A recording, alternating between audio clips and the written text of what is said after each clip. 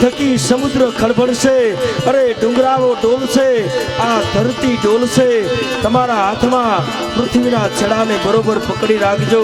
જોજો તમારા હાથમાં તે પૃથ્વીના છેડા નીચા ન પડી જાય. આજ દિક્પાળોને સાવધાન કર્યા બ્રહ્માજીએ, તમામ દેવતાઓને સાવધાન કર્યા. ધરતી ભોજું ફરતી વિનાશ કરતી તેગ જણે જણની ના જાયા કવિએ ગાયા લોકા ભીલા કોક જડે મેદાને મરવાય સરોવર વામણત કસમ અમરત કસમ બલ રંગ જડે નિર્મળત કસમ બલ રંગ. આ પ્રહલાદજી ધીરે ધીરે આગળ વધ્યા. આકાશ માર્ગે દેવતાઓ, કિન્નરો, ગાંધર્વો આજ પુષ્પના ટોપલા લઈ લે. ખબર નહીં ભગવાન કેવું રૂપ લઈને આવે. શિવ શક્તિ નો સાથ તમે ગંગ બહે દિન રાત નાક ડમરૂ નો ડમડમ માટ ભોળા ને ભજો દિન ને રાત ભોળા. આ બાજુ ભગવાન કૈલાસ ઉપર ભગવાન શિવને ખબર પડી કે આજ મારો ઈશ્વર એક ભક્તને માટે કંઈક અનોખું રૂપ લેવાનો. ભોળા ને ભજો દિન ને રાત ભોળા કટા સંભ્રમમ નલમ નીલજરી વિલોલ વિચિવલ્લરી. રાજમાન મૂર્તિ જગત જગત જગત જમલલાટ ભટ્ટ પાવ કે કિશોર ચંદ્રશેખર રતિ પ્રદક્ષિણમ મમ. આજ ભગવાન શિવે કૈલાસ ઉપર તાંડવ નૃત્ય શરૂ કર્યું. ગણેશ કાર્તિક શિવના બાળ ઉમૈયા અર્ધાંગીની નારા દશાનંદ જપેજા ભોળા ને ભજો દિન ને રાત ભોળા ને ભજો દિન ને રાત પ્રહલાદે ધીરે ધીરે સ્તંભ ઉપર જ્યાં આગળ વધ્યો અને આકાશમાં આજ કડાકાઓ થવા લાગ્યા છે. પ્રહલાદ જેમ જેમ આગળ વધે, જેમ મેઘ ગર્જના કરતો હોય એવા નાદો થવા લાગ્યા.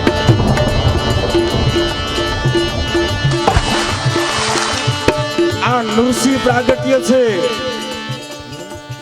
આ કથા નૃસિંહ પ્રાગટ્યની છે.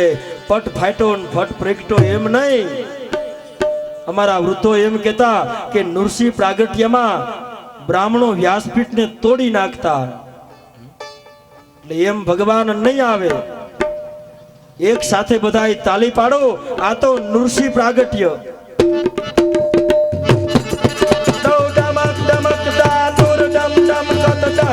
મોર મલાર ગિરા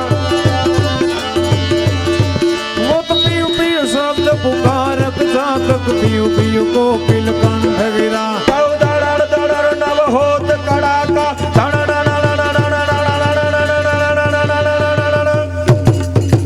ધડણ ગિરિવર શિખર નમે રીમ જીમ બરસાઈ બરસે ઘનન ઘનન ઘર ઘોન ઘરસે.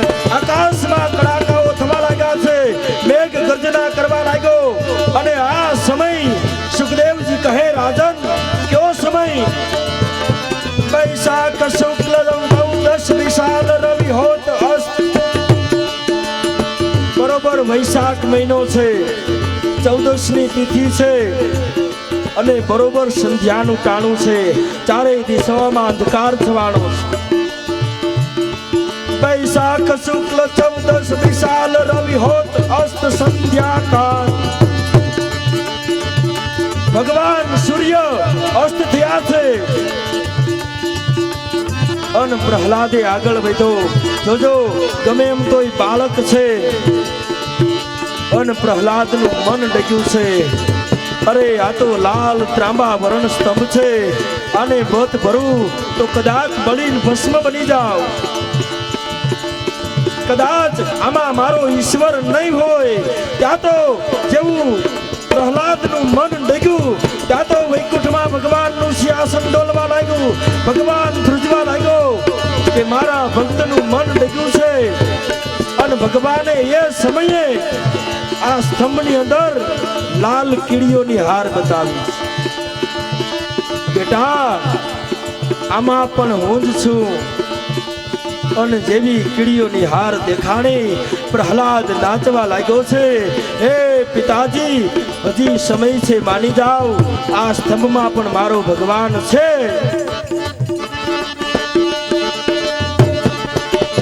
અહિગીરી નંદિની નંદિત મેદિની વિશ્વ વિનોદિની નંદન તે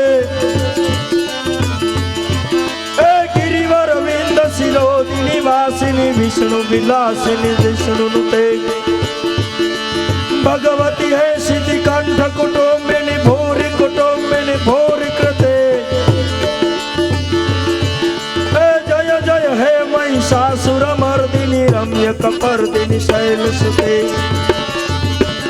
આજ ભગવાન વૈકુંઠ માંથી ભગવાને તૈયારી કરી આજ આકાશ માર્ગે ચારેય દિશાઓમાં દેવતાઓ પોતે ભગવાન ક્યાંથી આવશે કઈ રીતે આવશે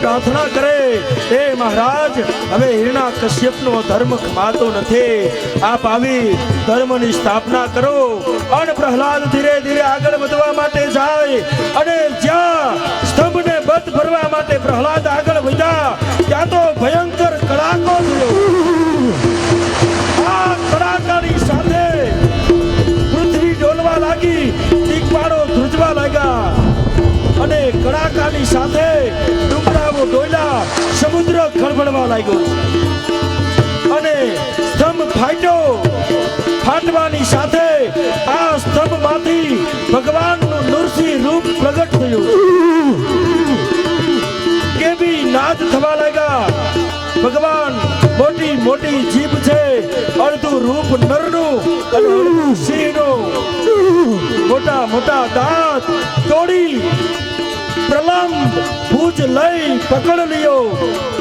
પેલા હિરણા કશ્યપને પકડો છે બોલીએ નૃસિંહ ભગવાન કી જય આજ ભગવાન નૃસિંહ પ્રગટ થયા લાલ ત્રાંબાવરણ જેના નેત્રો છે અરે જેને મોટી માથે જટા છે ભગવાન નૃસિંહ જેમ કોઈ સામાન્ય પક્ષીને કોઈ બાજ પકડે એમ હિરણા કશ્યપને પકડી ધરતીની આરે પછાડવા લાગ્યા માંથી લોહીના કોગળા છૂટવા લાગ્યા સાવમાં હિરણા કશ્યપને પછાડવા લાગ્યા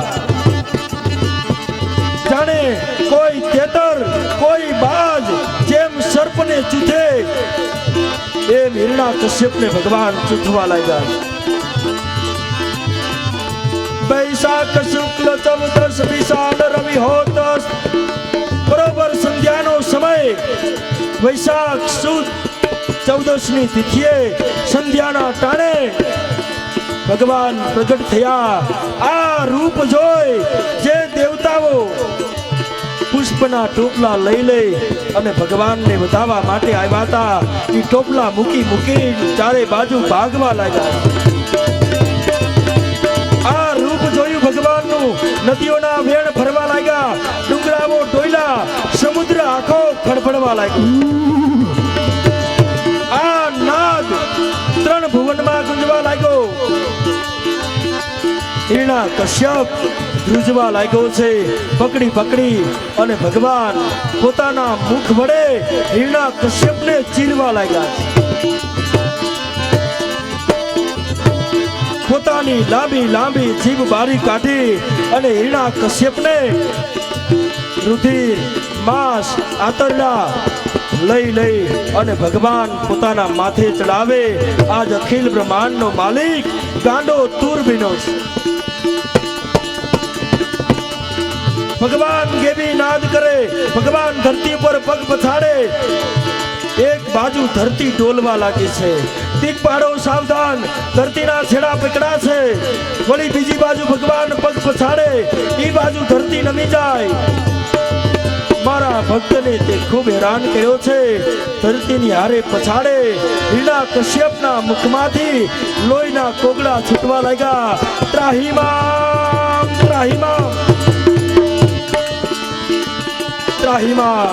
ત્રાહિમામ ના નાદ શરૂ થયા ભગવાન હિરણા કશ્યપને જે રાજભવનનો ઉમરો હતો આ ઉમરા સુધી લઈ આવ્યા છે અને ભગવાને પોતાના પગ ઉપર હિરણા કશ્યપને સુવાડ્યો છે. હે હિરણા કશ્યપ, ઓલો કાગળ તારી કેડે બાંધેલો છે ઈ મને બતાય. અને ત્રાંબા વરણ કાગળ બારો કાઢ્યો. હવે જોઈ લે, અત્યારે રાત્રિ છે કે દિવસ? મહારાજ, આને રાત્રિ પણ ન કહેવાય, આને દિવસ પણ ન કહેવાય. હે હિરણા કશ્યપ, ભગવાને પોતાના લાંબા લાંબા નખ હિરણા કશ્યપની છાતીમાં ભરાવી અને કીધું કે હિરણા કશ્યપ, આને અસ્ત્ર કહેવાય કે શસ્ત્ર? મહારાજ, આને અસ્ત્ર પણ ન કહેવાય, આને શસ્ત્ર પણ ન કહી શકાય. હે હિરણા કશ્યપ, અત્યારે ધરતી ઉપર છો કે આકાશમાં? મહારાજ, અત્યારે ધરતી ઉપર પણ નથી, આકાશમાં પણ નથી. અત્યારે તો હું તમારા ગોઠણ ઉપર સૂતો છું મહારાજ. હે હિરણા કશ્યપ, અત્યારે ઘરની અંદર છો કે બહાર? મહારાજ, ઘરની અંદર પણ નથી, બહાર પણ નથી. હું તો બરોબર ઘરના મધ્યના ઉમરામાં ઊભો છું. આજ સંધ્યાના ટાણે ભગવાન ગાંડો તુર બન્યો. જેમ કોઈ બાજ એક સામાન્ય પક્ષીને ચૂથે એમ ભગવાન હિરણા કશ્યપને ચૂથવા લાગ્યા. જેમ કોઈ તેતર કોઈ સર્પને પકડીને ધરતી નારે પછાડે એમ હિરણા કશ્યપને પછાડવા લાગ્યા. આજ આતરડા, રુધિર, માંસ આજ ભગવાન ચારેય દિશાઓમાં ઉડાડવા લાગ્યા. રુધિર પાન કરવા લાગ્યા છે. અરે માંસ પોતાના મસ્તકે ચડાવવા લાગ્યા. ત્યારે દેવતાઓ ભેગા થયા છે. અરે જટ કોક ભગવાનના ક્રોધને શાંત કરો. આ દિગપાળો ધ્રુજે છે, ધરતી રસા તાળમાં જતી રહેશે.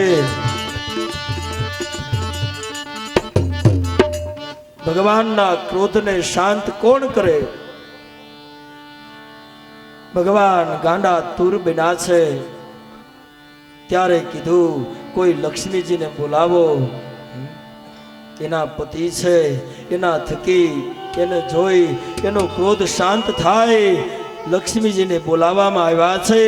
પણ જ્યાં માતાજી આવીના રૂપ જોયું, માતાજી પાછા વળ્યા. આજ મારું કામ નહીં, આજ આના ક્રોધને હું શાંત ન કરી શકું. ભગવાન આજ હિરણા કશ્યપને પગ પકડી ચારે બાજુ ફેરવા લાગ્યા. સ્તંભની હારે હિરણા કશ્યપને પછાડે. દેવતાઓ કહે, હવે એક કામ કરો, જેના માટે એને આ રૂપ લીધું છે એને કહો ભગવાનના ક્રોધને શાંત કરે. પ્રહલાદ પાસે આવ્યા છે.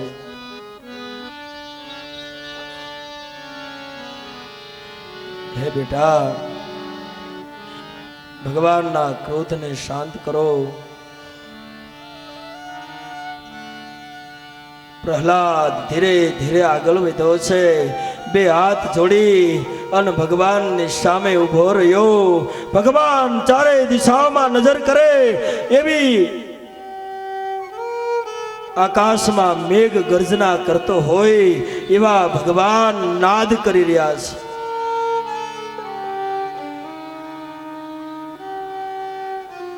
અને દ્રષ્ટિ પ્રહલાદ ઉપર પડી.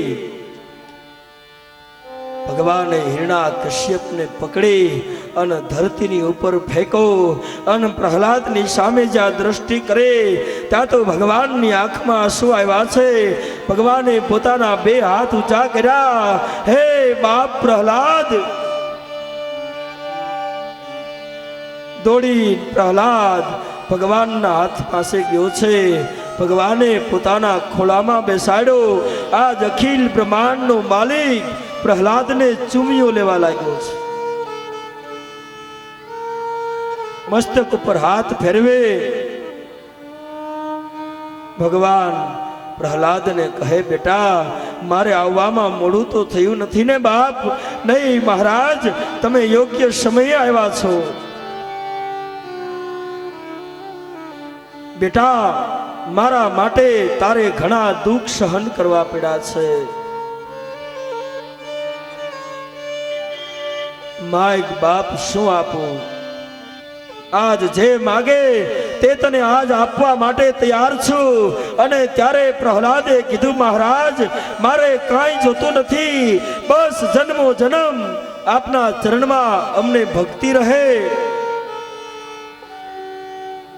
મહારાજ એક વરદાન જોઈએ છે, જો આપો તો મારે એક વરદાન જોઈએ છે, માગી લે બેટા. મહારાજ મારા પિતાજીને જીવંત કરો અને મારા આખા દૈત્ય કુળનો ઉદ્ધાર કરો. ધન્ય છે પ્રહલાદને દૈત્ય કુળમાં જન્મ લઈ આખા દૈત્ય કુળનો જેણે ઉદ્ધાર કર્યો. અરે બેટા, તારા પિતાએ તને આટલા આટલા કષ્ટ આપ્યા અને હજી એને તારે જીવંત કરવો છે? હા મહારાજ, ગમે એમ તોય મારો પિતા છે. એના થકી આજ મને તમારા દર્શન થયા છે.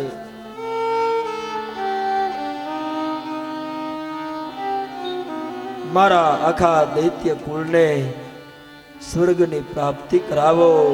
આજ ભગવાને પ્રહલાદને ધન્ય કર્યો છે. જા બેટા, તારા